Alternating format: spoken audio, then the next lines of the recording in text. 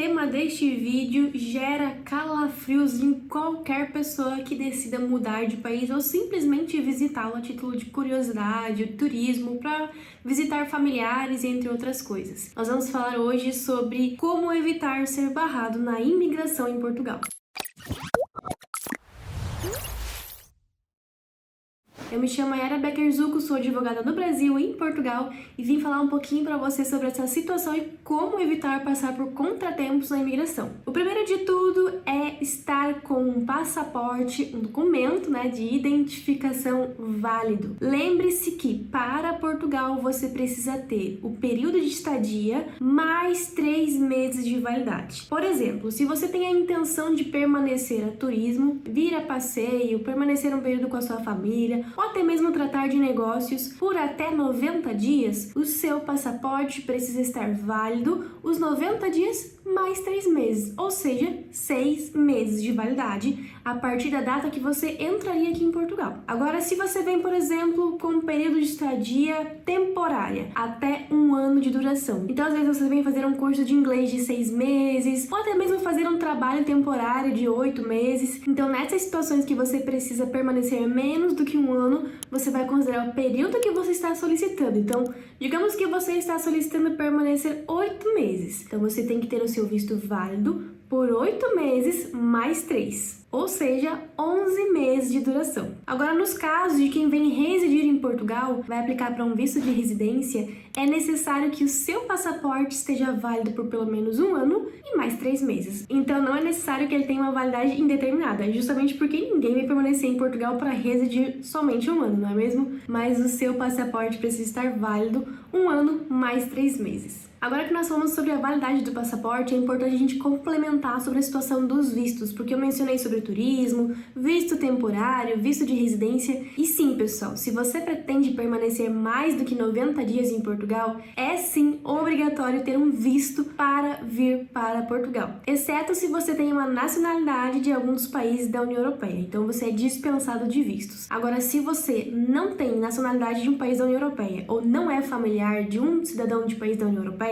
você obrigatoriamente vai precisar de um visto. Para períodos de 90 dias até 1 ano, são vistos temporários. Para períodos acima de 1 ano, são vistos de residência. E para períodos inferiores a 1 ano, visto de turismo, tá? Agora, tem muitas nacionalidades que não precisam nem de visto de turismo. Então, se você vem só passear mesmo, fazer negócio, etc., até 90 dias não precisa de visto. Agora, mais do que isso, precisa, ok? Inclusive, esse é um dos principais motivos que leva uma pessoa a ser barrada na imigração: não possuir a documentação necessária para poder entrar no país. Agora, uma coisa muito óbvia: não utilizar documentos que possua alguma coisa nele que esteja falsa. Sim, eu já tive casos de pessoas que me perguntaram se ter um carimbo feito de maneira falsa no passaporte faz com que ele possa ser barrado na imigração. Gente, isso é crime. Falsificar documentos ou ter coisas falsas dele é crime. Então, sim, isso pode muito te prejudicar na imigração e fazer com que você venha a ser barrado. Então, regularize a sua situação documental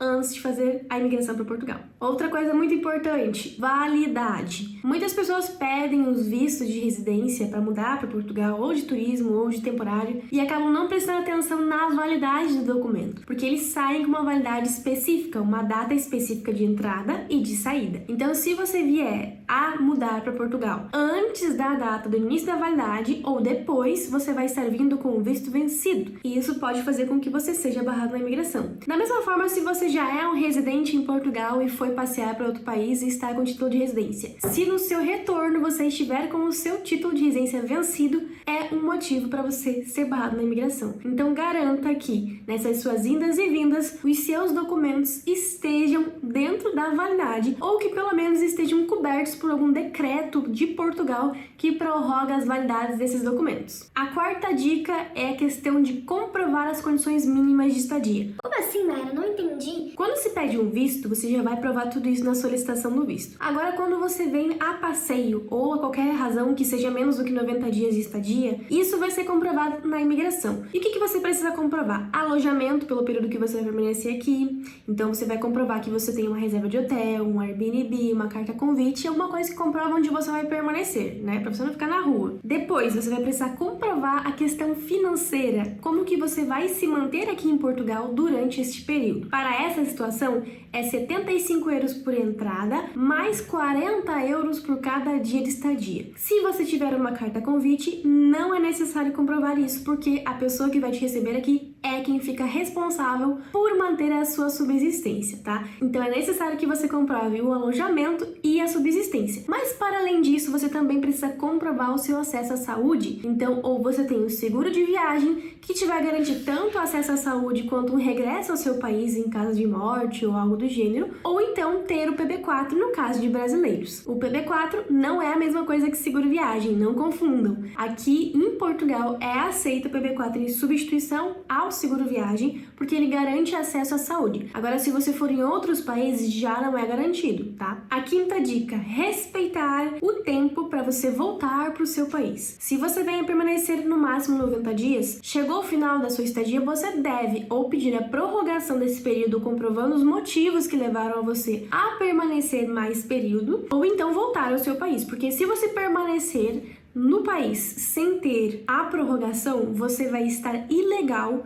e pode te impedir de reentrar no futuro. Então, se você vier a sair de Portugal, provavelmente não vai conseguir voltar, porque permaneceu ilegal no país. Eu não estou falando que você vai estar inserido num cadastro que vai te impedir, tá? É muito importante esclarecer isso. Mas se você for, por exemplo, vim para Portugal, permaneci 91 dias e fui para Reino Unido, e aí eu quero voltar para Portugal novamente, eu não posso fazer isso, porque existe um período máximo de permanência, eu passei desse período e além disso eu só posso voltar depois de 90 dias. Então é muito importante lembrar desses pequenos detalhes com relação às estadias. A mesma coisa se aplica para o caso de quem vem residir ou permanecer um período superior a 90 dias, porque toda documentação tem um prazo de validade. Você só pode permanecer por tempo indeterminado depois de ter a sua nacionalidade portuguesa ou uma autorização de residência permanente. A próxima dica que muita gente não sabe é que existe um sistema no espaço Schengen. Todos os países que contemplam esse acordo acabam por, sempre que um cidadão permanece de maneira ilegal em seu país, esse cidadão é inserido nesse cadastro. Então, se você foi para a Espanha, por exemplo, lá permaneceu ilegal e foi expulso, e nessa expulsão te colocaram um impedimento de retorno, você não só não poderá retornar para a Espanha, mas também não poderá retornar para Portugal. Então, se você levou algum tipo de impedimento de retorno ou permanência em algum dos países do espaço Schengen, saiba que você não pode vir para Portugal até que esse período termine, tá?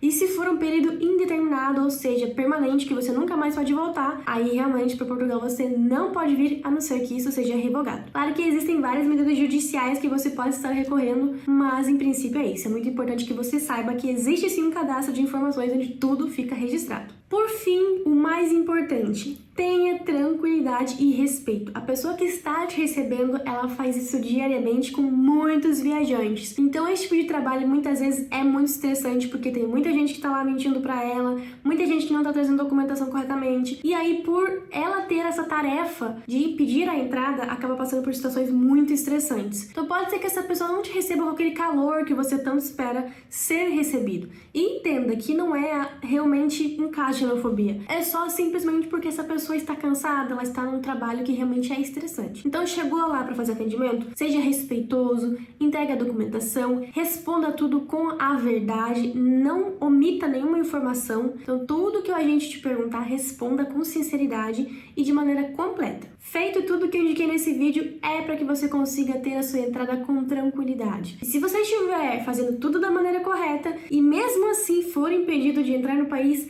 saiba que você tem direito a ter acompanhamento de algum advogado para tentar te auxiliar nessas situações. Então, se eventualmente você vier a passar por essa situação, é importante ter um contato na manga para você poder ligar e chamar para poder te auxiliar nesses momentos. E é isso, pessoal. Se vocês gostaram desse tipo de conteúdo, não esquece de deixar o seu like nesse vídeo e nos acompanhar nas redes sociais, que toda semana tem conteúdo sendo postado, tanto no Instagram quanto aqui no YouTube.